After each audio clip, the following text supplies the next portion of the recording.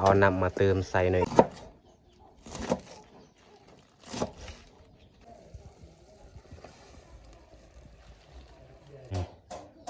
เต็มถ้วยเลย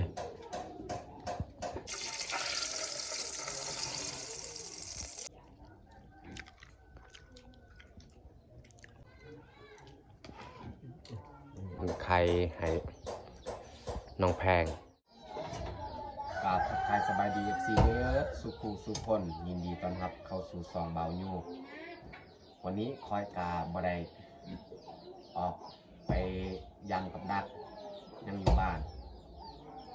สิมาเฮ็ดอาหารเที่ยงโอเคแต่ทุกคนสามารถติดตามการเฮ็ดของกินของเฮาในวันนี้สำหรับอาหารเที่ยงที่เราจะมาเฮ็ดก็คือซีนหมูที่พี่น้องเพิ่นแบ่งมาให้นี่แม่นซีนหมูบ้านคั่วกับผักกาดจังนะสำหรับอาหารเที่ยงไม่แต่เราจะล้างแล้วก็ซอยก่อนเราล้างเรียบร้อยมันแต่จะซอยเลยซอยเลย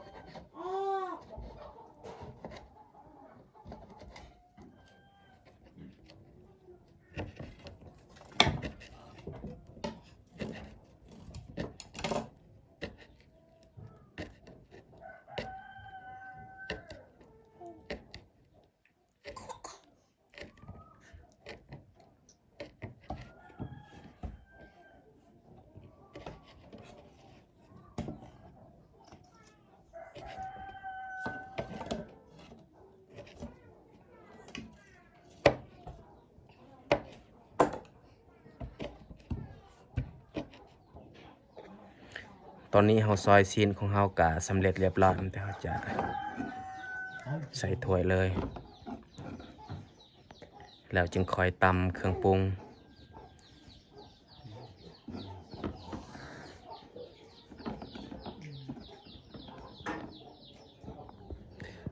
มักเผ็ดนี่เราตำไว้เรียบร้อย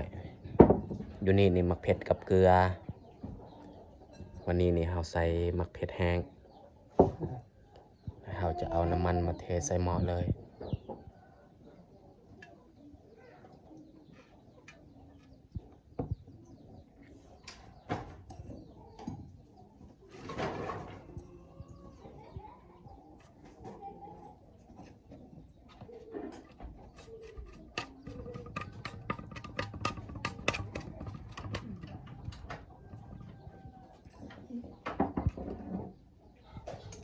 ไฟเขากะดังเรียบร้อยเราจะบ่ใส่เตาเพราะว่ามันไฟนี่มันติดยากดังอยู่เตา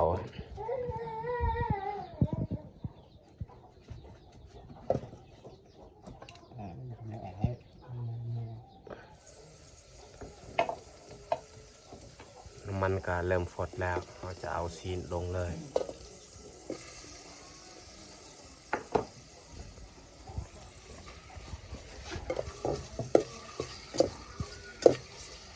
เอาขวดซีนก่อนแล้วจึงค่อยใส่ผักกาดนะ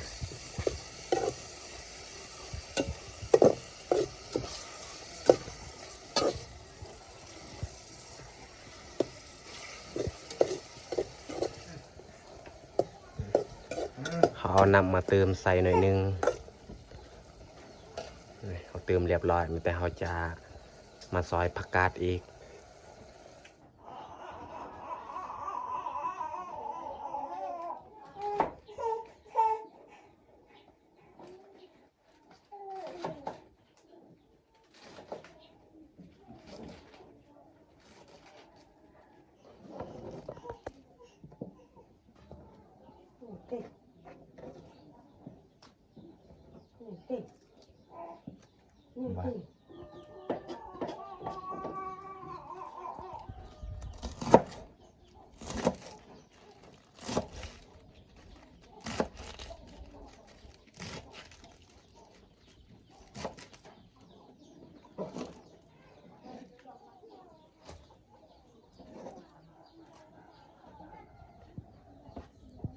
เขาซอยผักก็สำเร็จเรียบร้อยมันเขาจะใส่เลย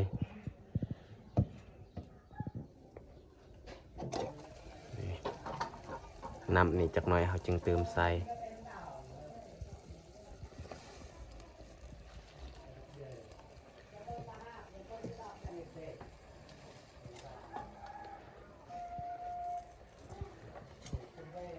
ใส่หลายๆเลยยานบ่พอกิน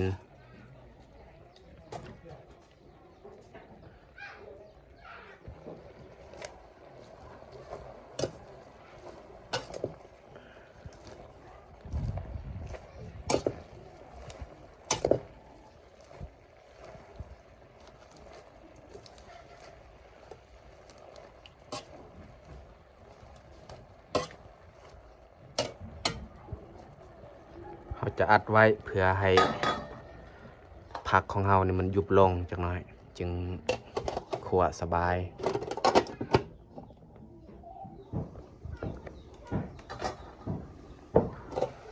นี่ผักของเราก็ยุบลงเขาคนสบาย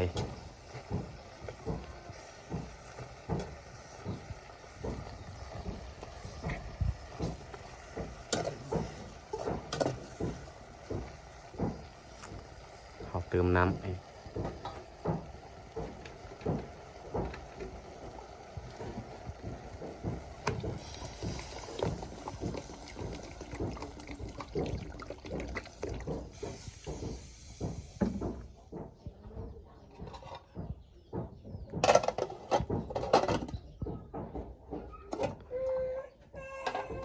เขาเติมน้ำแล้วนี่เขาจะ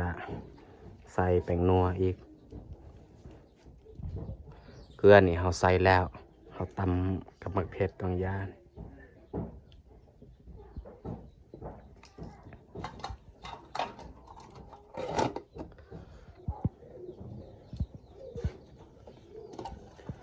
น้ำกะไก่สิฟดแล้วเขาจะมาซอยผักบัวเขาใส่ผักบัวแล้วจึงปรุงเลย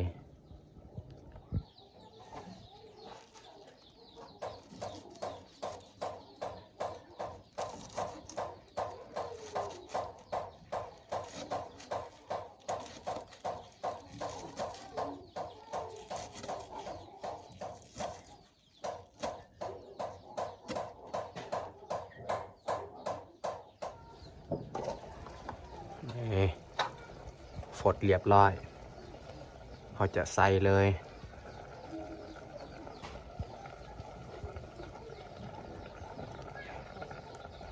ใส่แล้วเนี่ยเขาอัดไว้แล้วก็ปรุงเลยเพราะว่าพักเด็กกะยานมันเละมีแต่เขาจะปรุงเลย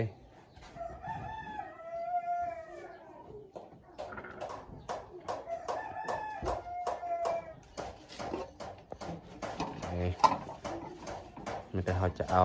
จองมาคนเลย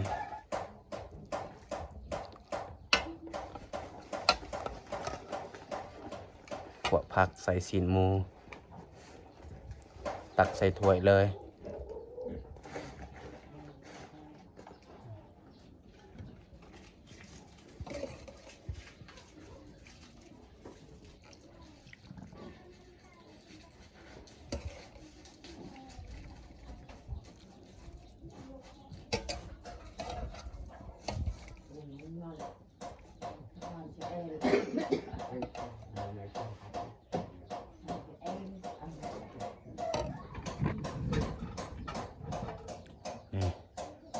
เต็มถ้วยเลยเขาจะปะไว้แล้วก็มาทอดไข่อีก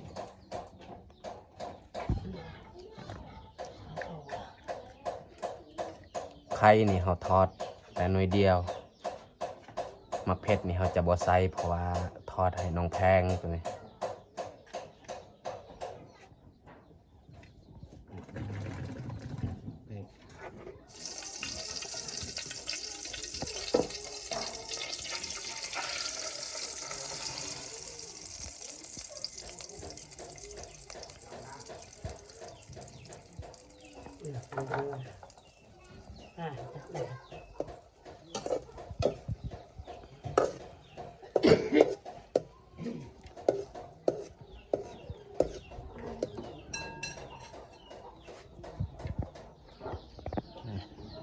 เขาทอดสำเร็จเรียบร้อยแม้แต่เขาจะตักใส่ถ้วยเลย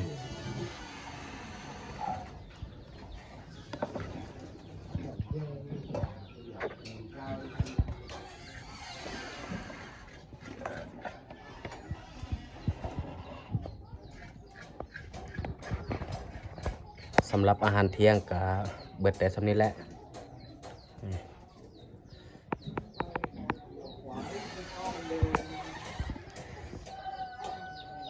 ตอนนี้เขาจัดผัดข้าวกาสำเร็จเรียบร้อยเดี๋ยวเราจะเตรียมลงมือกินข้าววันนี้นี่กินข้าวแต่4 คน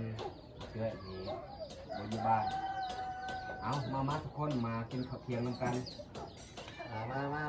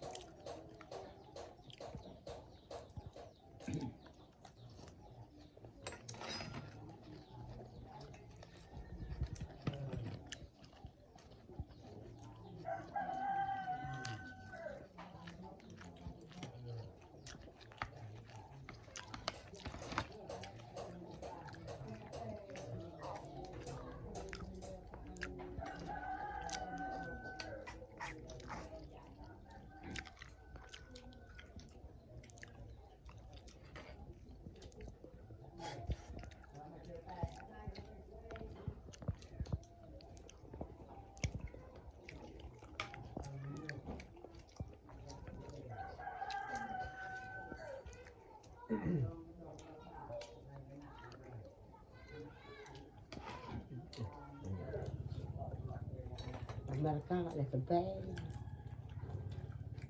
macam baju cah, macam pecah lah bang yang tak pekak. Tidak, dia pecah kalau yang tak jam ngomong, ngomong. พ่อนี่ป้อนไข่ให้น้องแพง